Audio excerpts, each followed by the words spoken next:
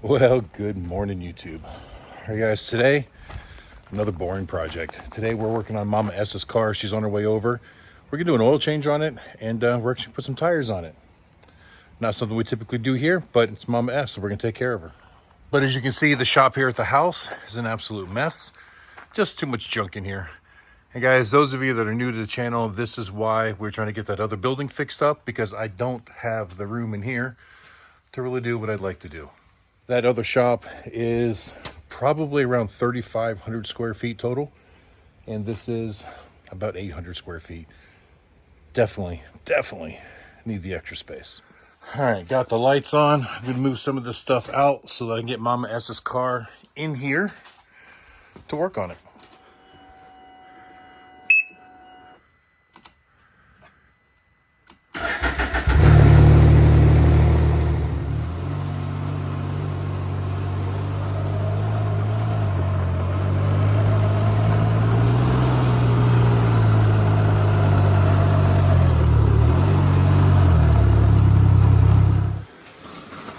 Talons unfinished project.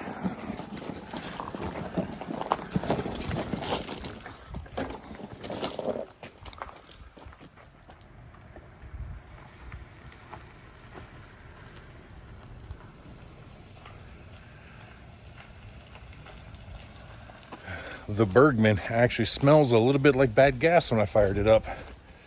I don't think it's been ridden a whole lot since August, or no, I guess it was September when we brought it home after Ocean City. And then with Talon moving away, I don't think he rode it a whole lot. So probably need to get that thing out on the road, burn up that old fuel, put some fresh stuff in it before it sits for too awfully long. All right, got the Harley out, got all the other motor critters out, but just my luck, it's starting to rain. But luckily, Mama S's car is small enough that with those things out of the way, I should be able to get it in here to do what I need to do. But I still want to take a few minutes and clean up this mess first, so I can get to my tire machine and have a place to work.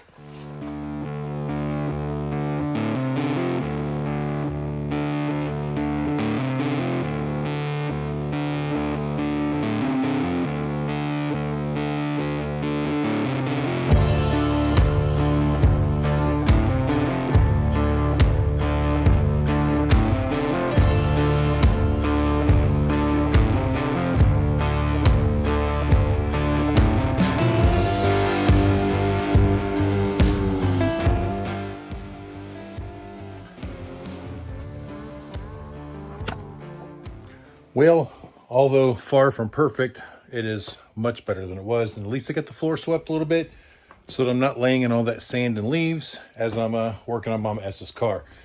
But thought it was pretty interesting. I found one of Talon's paychecks from Men on the Move when he worked there, laying on the floor down there. I don't know whether it's still a good check, but it's $438. Check written to him back in October that I'm wondering if he ever got replaced, or if he just lost it and didn't even realize he lost it. I'll have to give him a call and see if that's something he could use.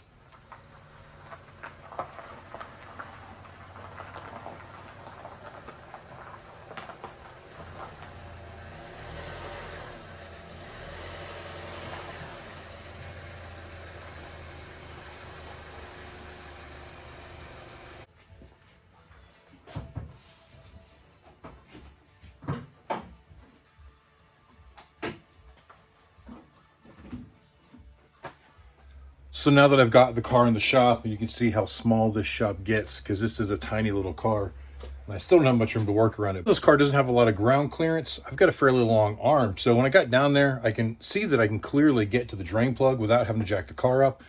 So I was like, oh, this will be easy.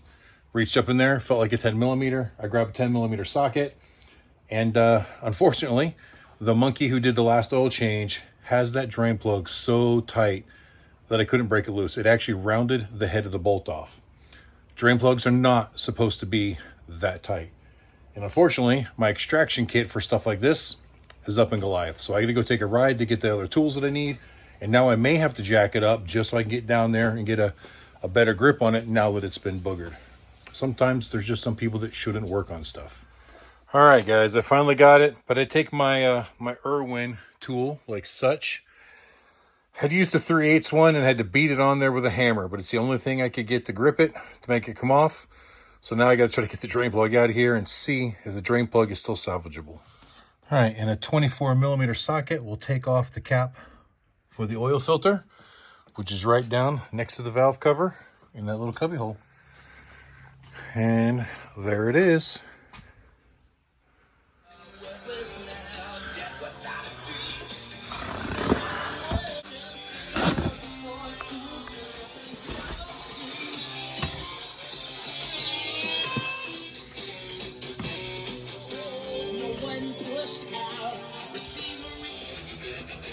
All right, guys, so I got some thread sealant around the threads on that, especially with this being boogered up. I don't want to over tighten it again, and I don't have a replacement drain bolt for it, so we're gonna have to reuse this one. So we're just gonna be careful with it, and that thread dope there will actually help it from being a problem.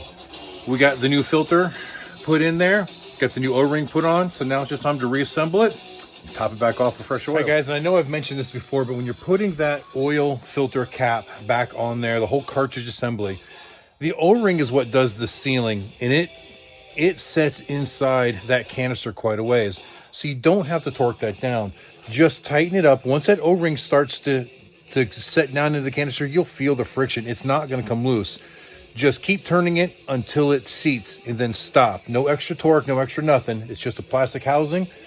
And they're known for breaking or breaking when you try to take them apart the next time. So just seat it, and that is it. Let the O-ring do the sealing. All right, and with the drain plug put back in and just gently snugged, we're gonna fill it back up. Now in this particular situation, we are using the Amsoil Signature Series 5W30. The Amsoil product code is ASL. If you're buying it in the quart, it's ASL QT. And if you're buying it in the gallon, it's ASL 1G. It makes it pretty simple. So now it's just time to top it all off. I'm going to look up the spec.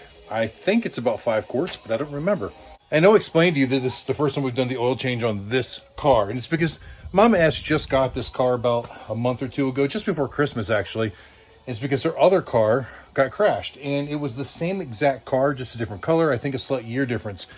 So there is a video on the channel already from years ago of me doing an oil change on this vehicle. So this is pretty much a repeat process, but it's a new car, and of course we want to get everything we own switched over to Amsoil as soon as we possibly can, because we know that that means longer life. All right, after dumping the gallon in, I started the car up and let it run for about a minute, double checked it, and it needed a little bit more. Took about another half a quart, so about 4.5 quarts. That's after the filter is primed. We're all good to go, but we gotta put tires on it still.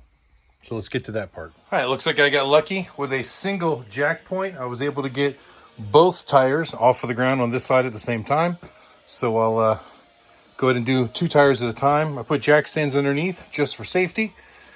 So let's get these wheels and tires off of the car and get them over here to the tire machine.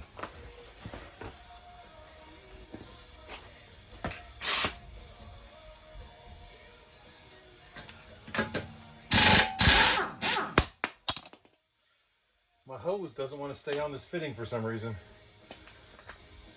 It fits, but then it just snaps off.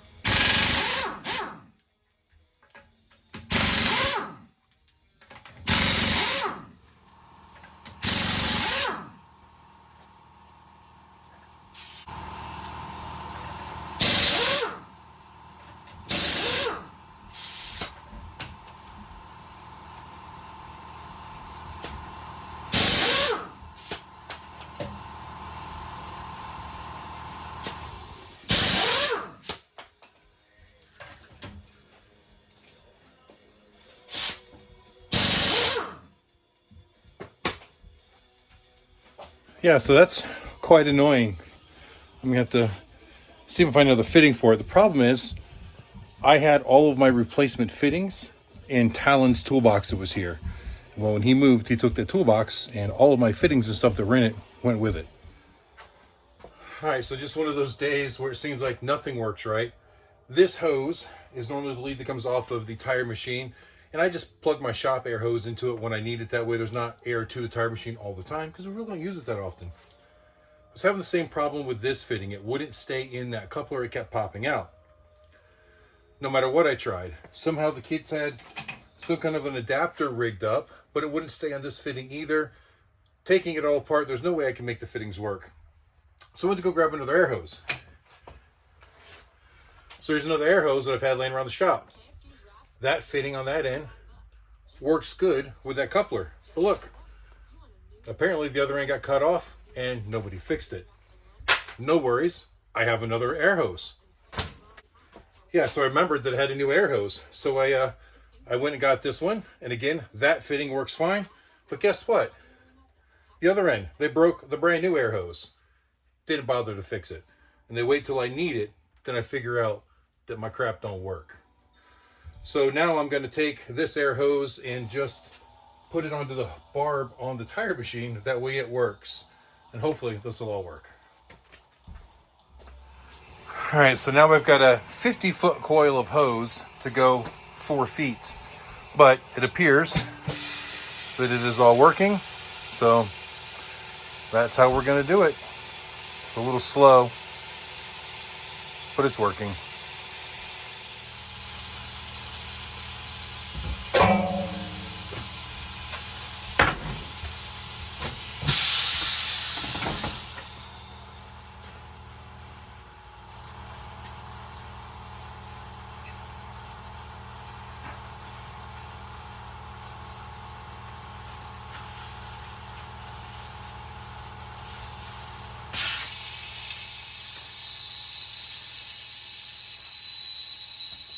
Now the tread on these tires aren't terrible, but if you look closely, there's a lot of dry rot cracking in these sidewalls. So these are most likely the original tires on this car from 2019. Personally, I don't think the dealership should have ever let this car leave the lot with tires in this bad a condition. It's unsafe, and I think big dealerships should know better. I mean, this is the type of thing that could cause accidents or cause injury or death.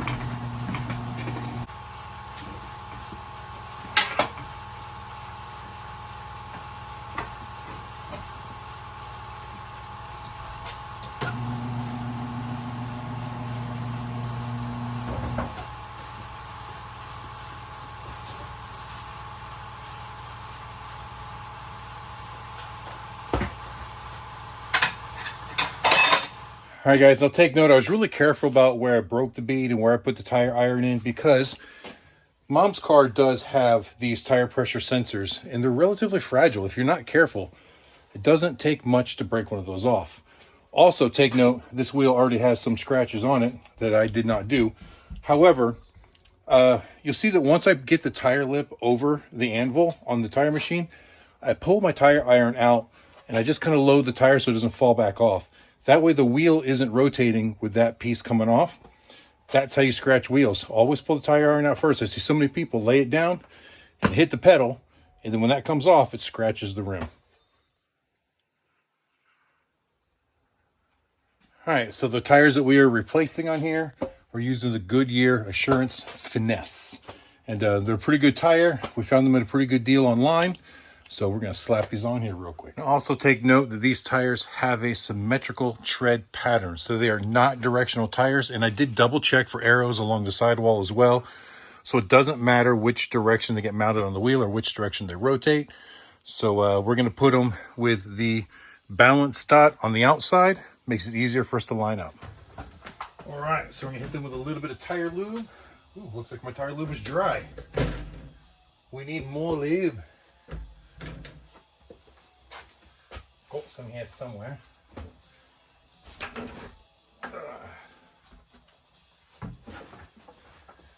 Got an entire bucket full of it. I think what it is that my little brush bucket here kind of has a crack in it. And because I don't use this very often, it always leaks out or evaporates by the time I'm ready to use it again. But no matter what, there we go. Lubing it all up. We are going to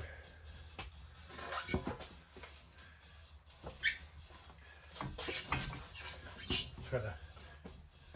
All right, so we're trying to get that balance mark pretty close to lined up with the valve stem. We'll fine tune it once it's on there. And then just let the tire machine do the work. So again, there's our mark, there's our valve stem. Let the tire machine do the work. I just push down on it a little bit, kind of guide it in.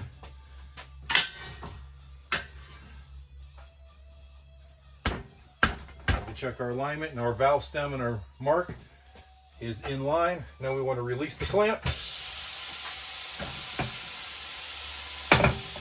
And we can add air to it.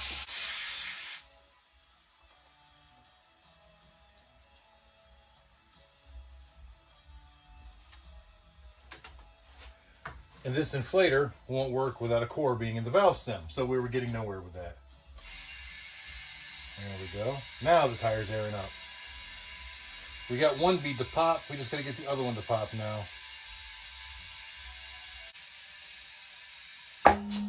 There we go. So what is the pressure on these? It says the max inflation should be 51. On to the next one.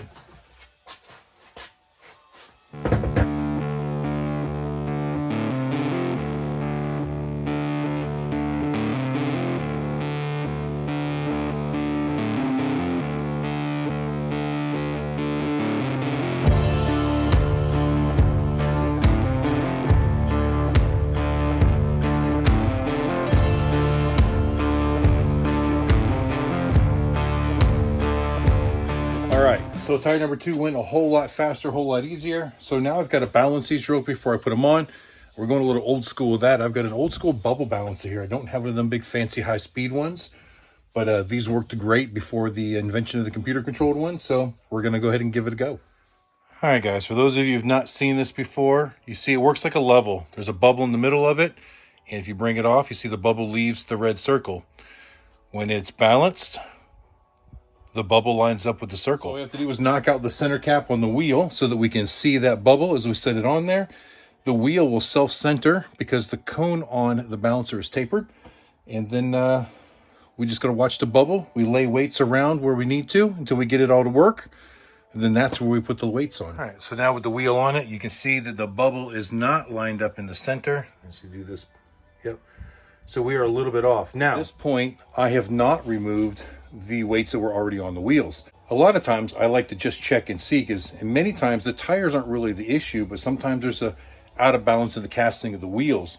And if what they were trying to balance for the last time was the balance in the wheels and not the tires, then sometimes leaving the weights where they are works perfect, but not always. And in this case, we are gonna have to make some adjustments. So I'm gonna pull the weights off that are on it now and start from scratch. All right, guys, so I had an outer wheel weight that was on the back side.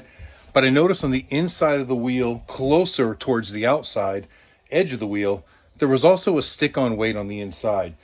And they were in different positions. Now, typically, you've got inner and outer when you're doing dynamic balancing. But a lot of cases, you'll find that those weights need to be somewhat close to one another. And they weren't.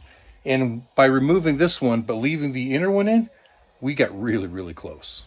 So now if you look at our bubble, we're almost spot on.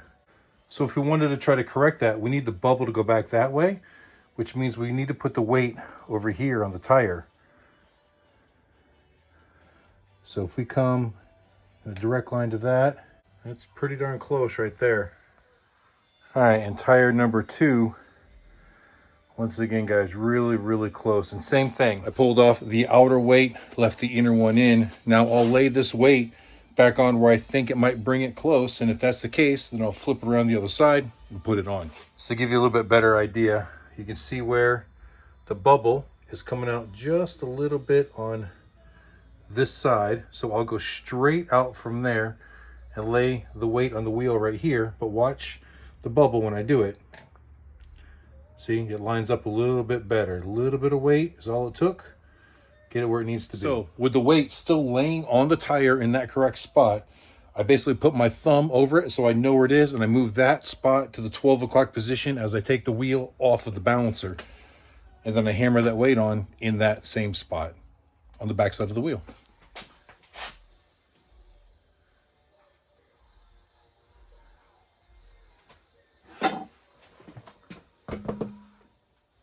Right there, 12 o'clock.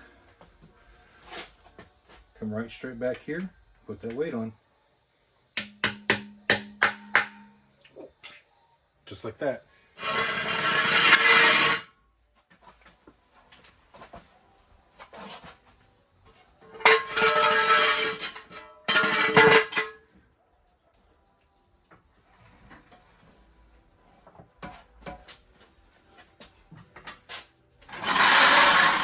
All right, with the passenger side done, I'm going to spin the car around so I don't have to keep going around the car to get to the tire machine, and do the other side, and then we will be done.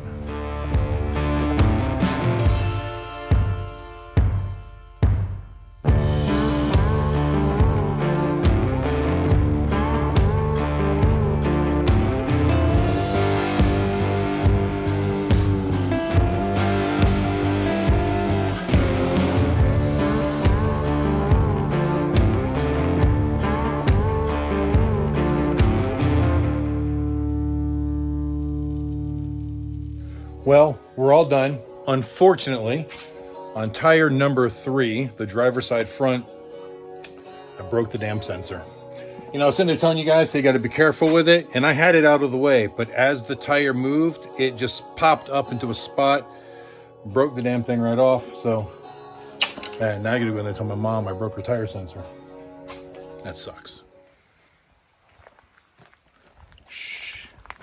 Well, guys, Mama S has gone, and as you can see, it is getting quite dark outside. But it's not really all that late yet, and I feel like getting some more stuff done. So I want to thank you guys for watching, and I hope you enjoyed it. But we're going to sign off here. So I've got all these empty boxes I've been collecting because it's time to start packing this stuff up. Got a lot of stuff in here that needs to be packed because it's almost time to start moving things over to the other shop. No, it's not quite how I want it, but we've had to work on a tighter budget than I planned on this winter.